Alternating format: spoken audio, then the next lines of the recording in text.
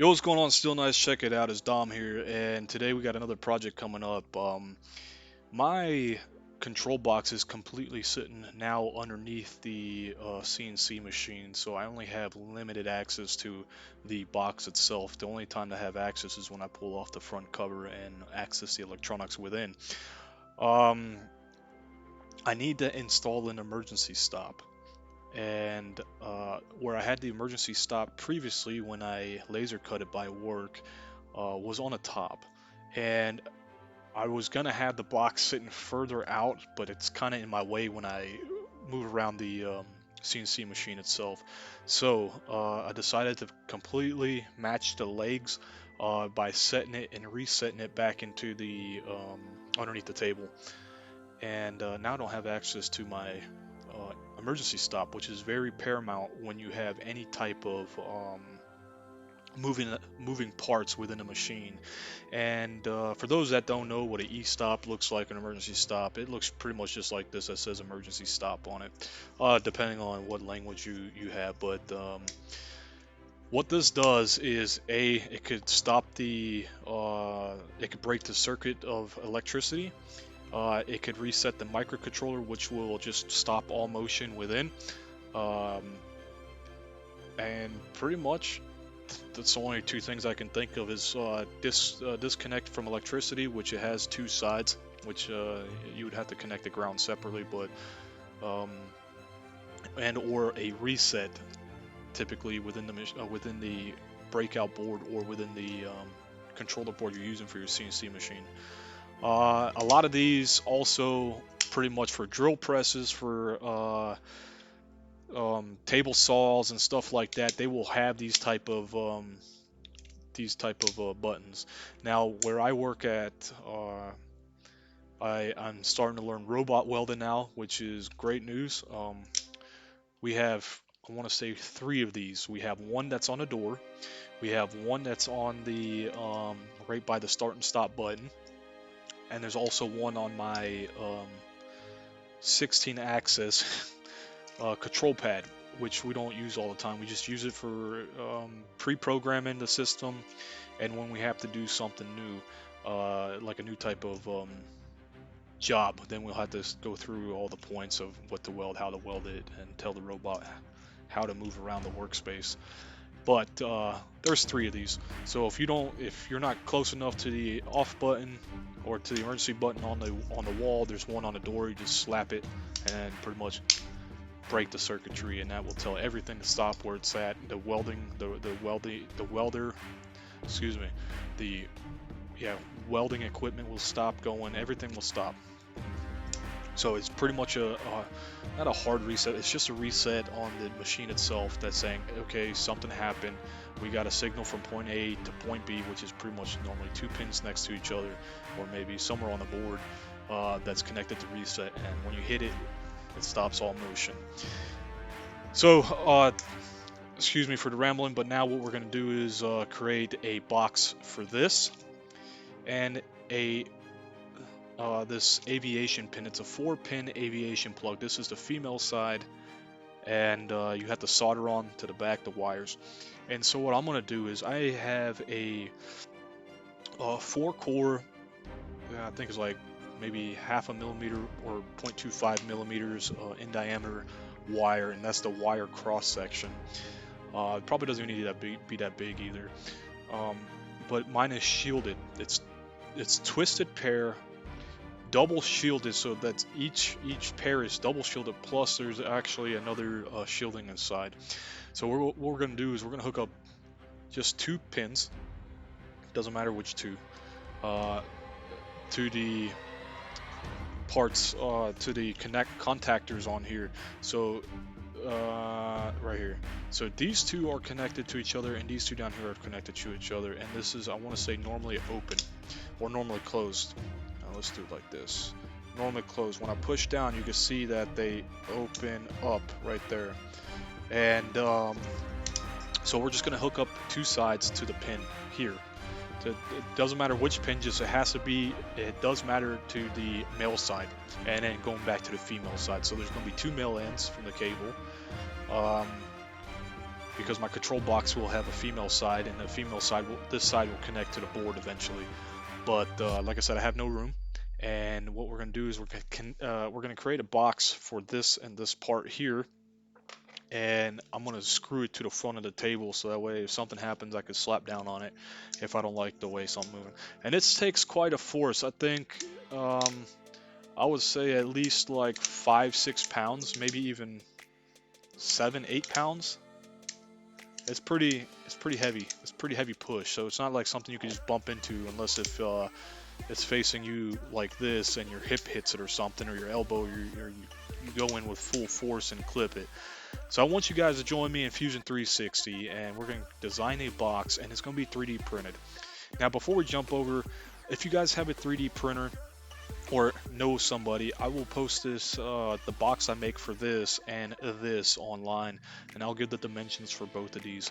So if you have a 3D printer and you're getting into CNC work, it is very, very important, I would say, to understand how the environment works in 3D fields and AutoCAD software or CNC work. And the reason why I say that is because I can easily just go and buy a complete box that just sits right there on a table for like 20 bucks. But the point of it is I don't need an extra one when I already have one. And I like to do the engineering side. I like the development side, the engineering side, and seeing the practical environment come to life pretty much. So the designs come to life, and then you get to see if you have messed up somewhere and like, damn, I didn't excuse me I didn't account for the space between, for example, between these two sitting like this so close. And you have to take everything in consideration. I think that's the best way to learn about anything, is by hands-on, getting deep down into the creation side of your creator side, right? And yeah, so let's jump into it. We're going to jump over into Fusion, and then we're going to start designing the box. And I might have a little screen up, or I just might record the full screen of just the Fusion 360 side. So let's get to it.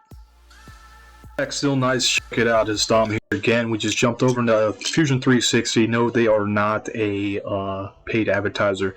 I actually bought this for roughly $70 a month just to use it, which is a little bit high on the end, but I like Fusion 360 over any AutoCAD. But so what we're going to do is we're going to take the mushroom tip first.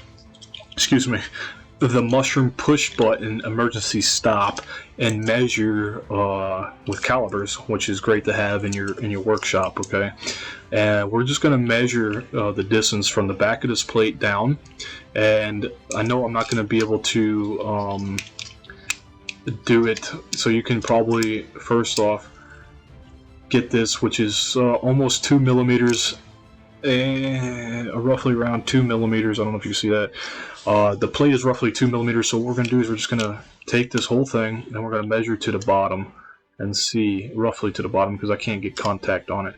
So it is about 55 millimeters, so 53 millimeters from underneath the plate to down here.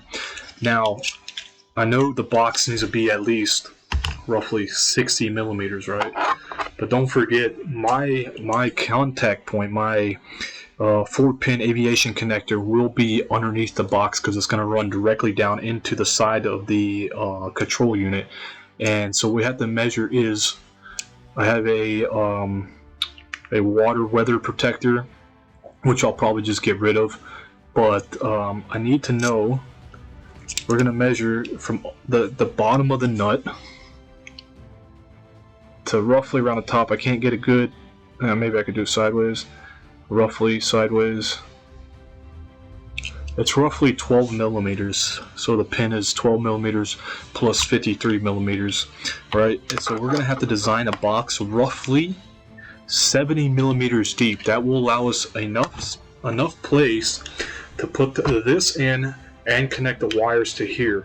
If you design it, if you just design it for this and you go to put this on top, you're touching both pieces, right? So you don't want that. So what we're going to do is I'm going to design this roughly I would say probably 70 millimeters deep, and you can just put 70 on here like this. Maybe even, I might even go even deeper than that. Let's see if I can hold this up. So that's 70, and underneath the nut. So that's still not enough room. Look at that. So what we're going to do is we're going to design the box 80 millimeters. It gives us another centimeter. So the first thing is we're going to go into create a sketch, and I like using top view. And we're going to put a box in. So I want to say box, sorry. I want to say the box is going to be roughly, let's do 65 by 65. Oops. Let's delete that. 65 by 65. Okay, we're going to hit enter. And then I want the wall perimeter at least 2.5 millimeters thick. So what I'm going to do is go to the offset tool here. Click on, it doesn't matter, any side, and just type in right here, delete all that, and type in 2.5 millimeters, and that gives us a outside diameter 2.5, right? So we're going to go ahead and zoom in here, and now we're going to do the holes here, because you're going to have to screw a lid onto the top of this. And what we're going to do is, because I don't want to measure down and out 5 millimeters, what we're going to do is we're just going to take this 10 millimeters. We're just going to do box. Grab the box. Go here, 10 millimeters, 10 by 10, and hit enter. And we're going to do that to all sides. And in fact, we could probably go to rectangular pattern and zoom in here. Now everything won't line up, or light up, sorry. See that the whole side lines up. We don't want the whole side. We want just the side of the box, which it will. Let's go further in. There you go, I just had it. Sometimes it takes a little bit of trial and error to get this.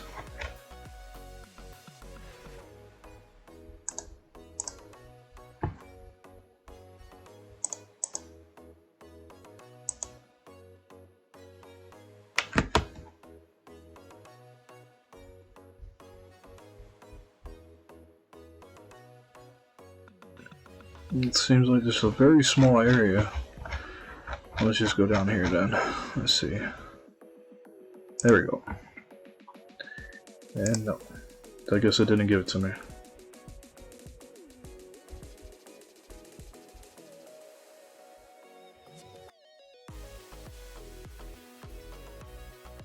It really doesn't want to give it to me, huh? There we go. Alright. So what we're going to do is we're going to move it out. No, well, now it gave me the whole box. Alright, so we're going to just hit cancel. Don't know why I did that. Go back in. Cancel. If it doesn't want to work this way, what we'll do is we'll just create a box again. Go to this corner here, 10 by 10, 10 by 10, hit enter, go down to the bottom, nope, cancel,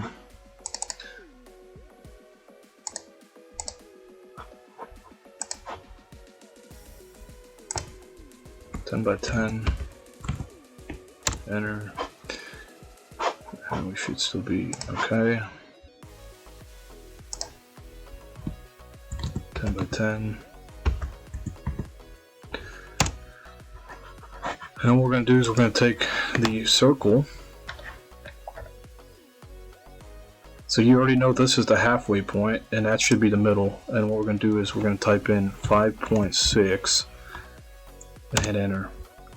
Now the 5.6 is allowing me to have, because with 3D printing it pushes the plastic out from the nozzle, even if it's a 0.4 nozzle. So you have to compensate with some 3D printers with adding a little bit bigger space.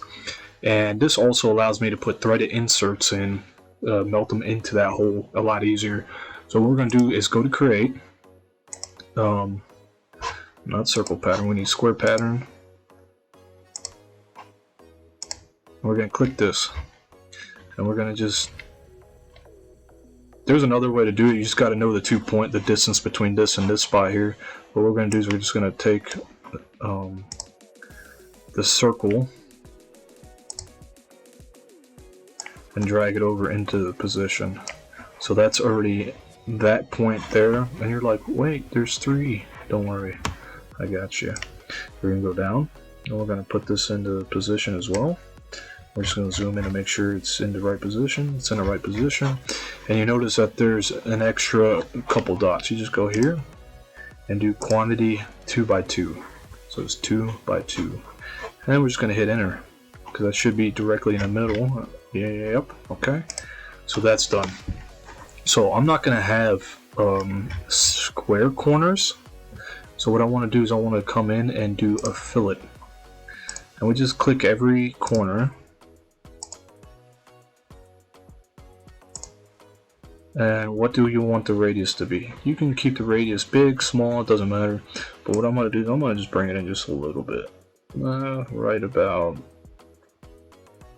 maybe 3.5 millimeters in. And that's that right there, 3.5 millimeters in. That gives plenty of room for the threaded insert to get pushed in.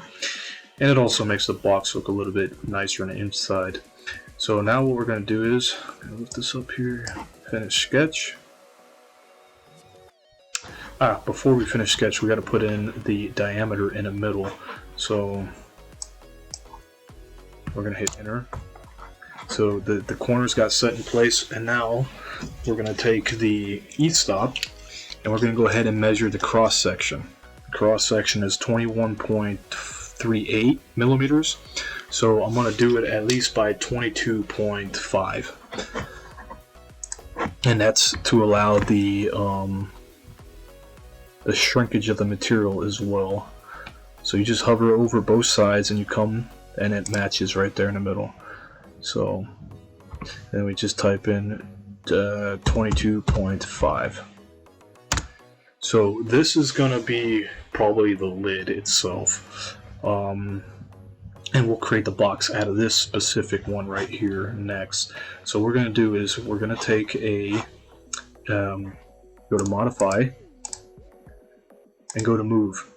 And what you're going to do is you're going to select all, and go to create a copy.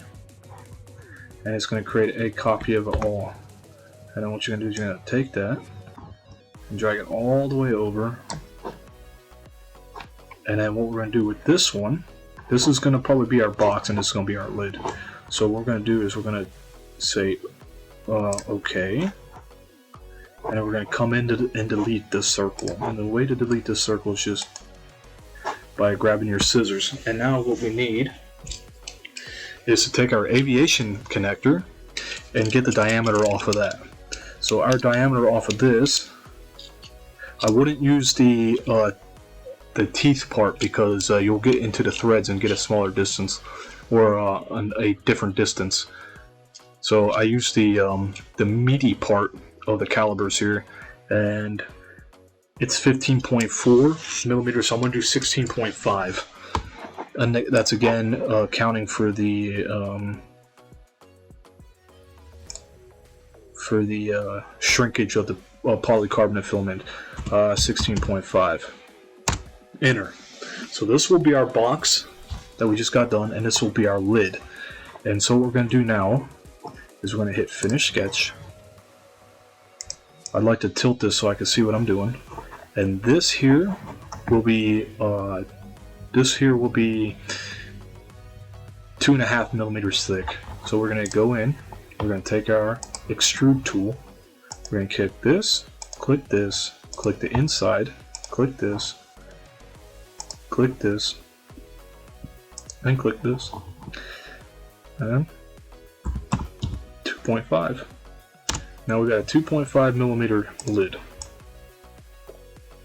And of course you can round the edges if you want here by using fillet, or go in here and use chamfer and everything. I'm just going to leave this pointy for now. You notice your sketch turned off. You could turn it back on if you need to do some adjustments and whatnot. So we're going to go over to here now, and we're going to go ahead and extrude all of this up. And I said we're going to do this at 80, right? 80 millimeters high. And then hit enter. So when we rotate this and we look at the bottom, you're going to say, hey, it's open at the bottom. Don't worry, I got you covered. So now I'm going to zoom in. We're going to take the same extrude tool. We can click here at the bottom, and we're going to say 2.5.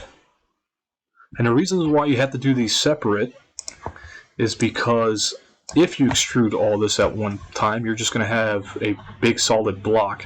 So you have to extrude these separately. But when we hit enter, let's get out of that free move zone. You're going to create a 2.5 millimeter thick floor. So that is that.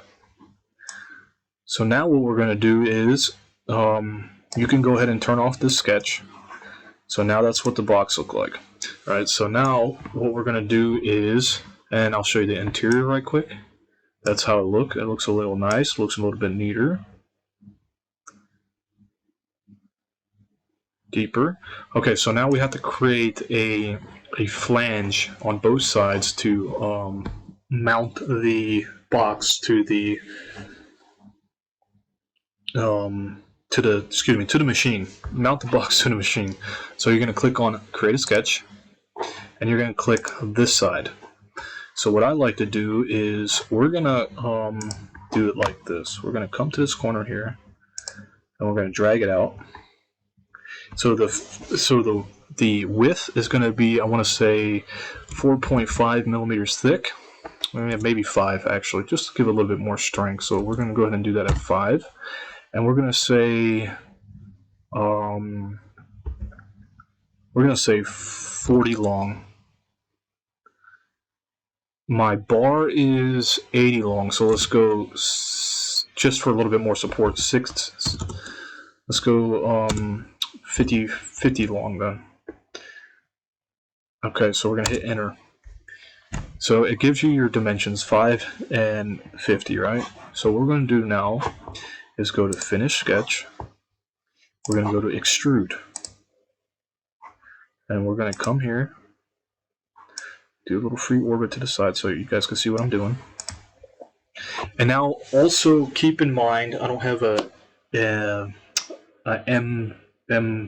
or M6 or M7 bolt with me, or excuse me, M8. There's no M7.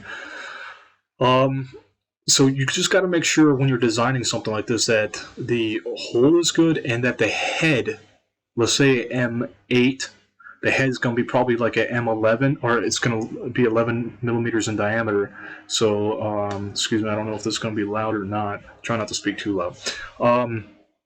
The head is going to be probably the width of your extension coming out in this direction. So I know I'm going to be using an M6 bolt. So I'm going to say come out about 10 millimeters then. And hit enter. So now we got this part here, right?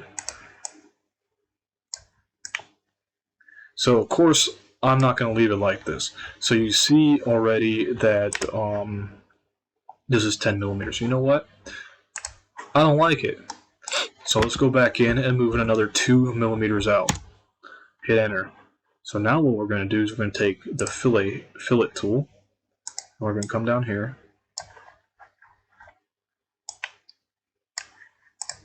We're going to click here, and then we're going to also click here. And what this does is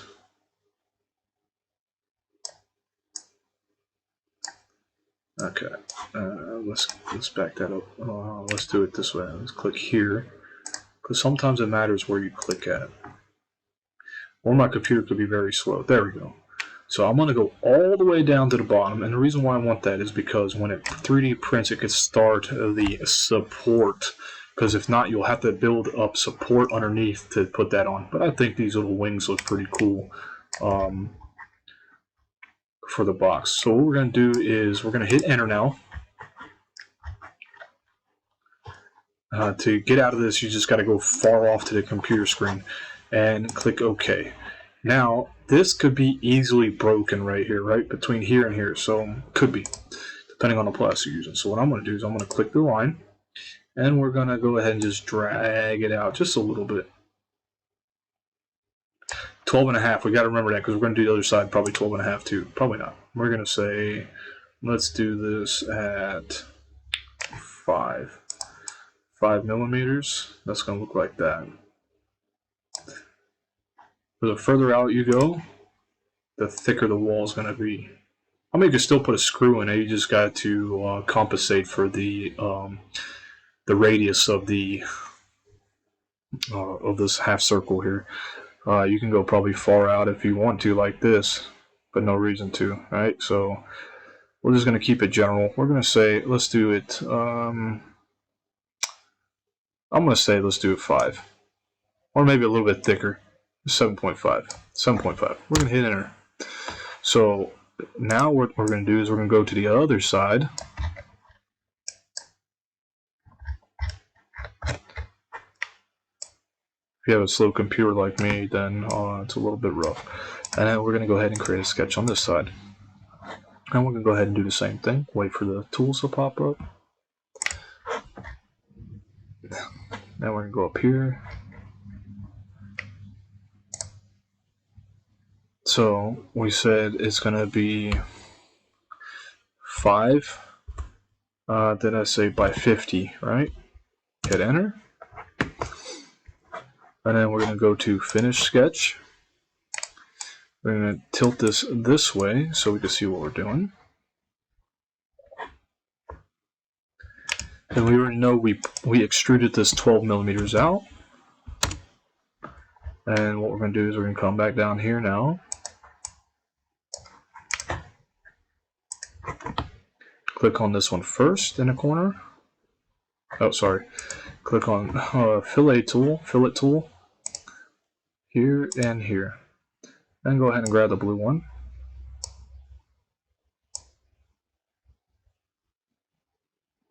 And make sure it matches at the bottom. Just touching it. Probably a 44 it was, I don't remember. Alright, so let's go in.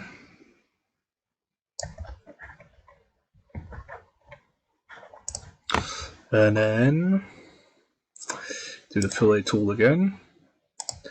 And that was 7.5, right? 7.5. And it just gives a little bit more strength on the back side there. So now what we're going to do is we got to put holes in here. So we're going to go to the back side, and you can also just go into your ISO view. And we're going to say go to the back. So now we're on the back. And I don't like looking at this view generally. I just like to see like that a little bit. So we know that from this wall to here is 12 millimeters. So what we're going to do is, you can do this of 2 ways. You can go ahead and create a sketch, or you can do some holes. And holes will just punch a hole right through the object like this. And you can change the parameters right here. I said we're going to use a M6, right, bolt, so I wanted a M6.5 probably, and that made it smaller. Distance, you don't need a 30, you just need it to go through the object, so I said it was 5. 5.1 will work. 5 probably won't work. Maybe 5 won't. Nope. See what I did? I accidentally hit backspace too much. So what we're going to do is we're going to just go ahead and create a sketch on the back. And it's always going to go down to the point of reference, no matter what, because that's your x, that's your 0, 0, 0, x, y, and z, 0.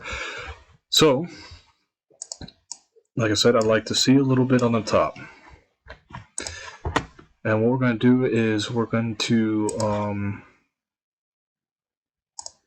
do a line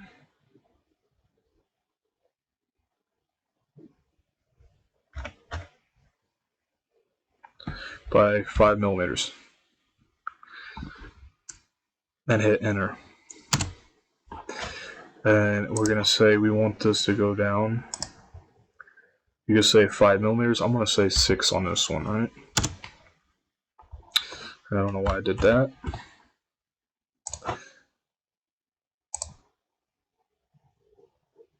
Six millimeters. That's going to be where the first hole is. And then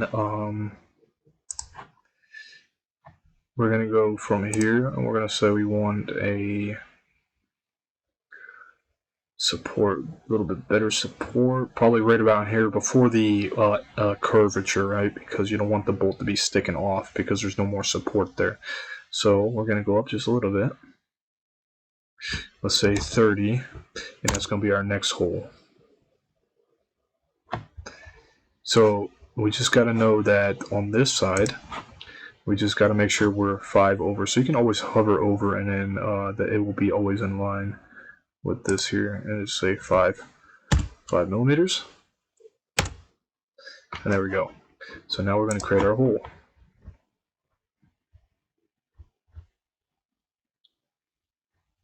From here to here is 6. I don't know why my point's not there.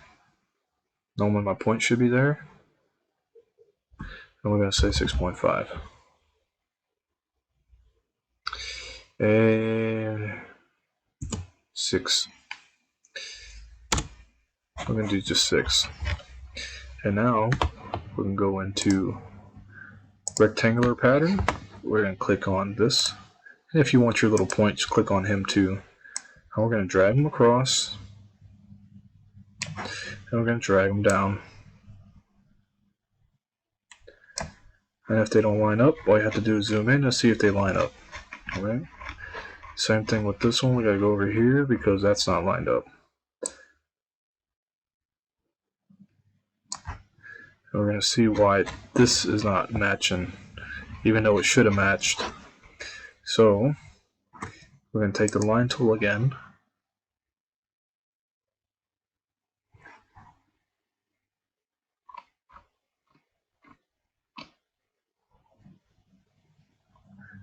And see, I was just, it was probably because I wasn't zoomed in and I didn't see that line anymore.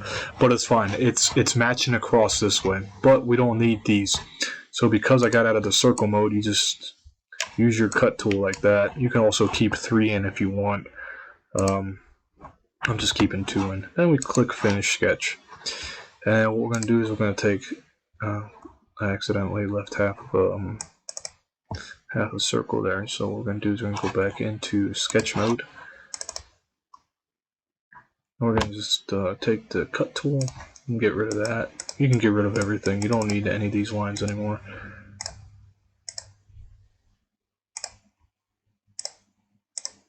Just to keep the place a little bit neater too, you know.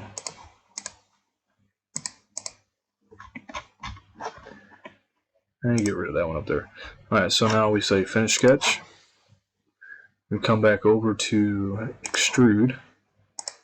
Extrude these bad boys. And once again, you got to remember there's a positive and negative side. So for an example, just right quick, I'm going to show you this positive. It creates this. This will cut through an object, but you can come here and go to join for an example. Then it will put a join side, and I believe it will leave a hollow side on the back side here. I'm not too sure. Probably not. No, it doesn't. Then you got create a new body that creates a body separate from the rest. And new component intersect, for an example, will cut the whole thing out. Don't know why, but it does. So what we're going to do is we're going to say cut. We want a cutting action. Then we're going to hit OK. And now we have a box. And for an example, you can also chamfer this here. You go here, click on the hole, grab that, and it's going to chamfer it if you want it like that. So the bolt can sit in there, or you can go, I'm sure, to the actual chamfer. The other one was a fillet, but it should almost be the same type of thing. Oh no, there you go. That's a chamfer. The other one's a fillet, so it has different variations. And you could probably do equal distance, equal to the two, distance to angle, chamfer, miter. See if it throws in a different way, blend. Okay, so I don't do that. I'm just going to leave it like this because a nut is going to probably be sitting on this anyway. We're going to put it in the washers. Always use washers. Always use a lock washer or a, what do you call them? Not a lock washer. I think so. Really don't remember anymore. But anyways, that's the box. And it's going to be connected down to here. And so our aviation connector is going to go at the bottom. And at the top, our mushroom emergency stop will be sitting up there. So for the last thing, to see how this goes, what we're going to do is we're going to click the move tool to here, and you're going to click on bodies, and you're going to click down here, and you can click on point to point, right? So we select our point right here and select our point up here, and it's going to automatically move. And that's what the complete box looks like, just like that. And all the holes line up because we use the same exact geometry as the last. And this piece here will obviously be connected right in front of my machine so I can slap it on top when something happens. So what I'm going to do is I'm going to upload these 3D files if you guys want to use this file. I believe these 4-pin aviation plugs are practically industry standard with the circumference or the thickness of the threaded threads here. Now there's a 5-pin I have and everything like that, but we're going to 3D print this out, and that will be in the next video because I don't have my 3D printer here right now. But we're going to 3D print this box out, and then we're going to go down into the workstation and we're going to connect it to the machine itself. So stay tuned for upcoming videos on printing this out, hooking these electronic components up to this box, into the main control box, and then into the board.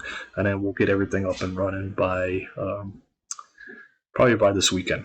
So stay tuned and look forward to these videos, and I hope you guys enjoyed it. Hopefully I explained everything well. Hit that subscribe button, hit that like button, and share this video. You guys take it easy.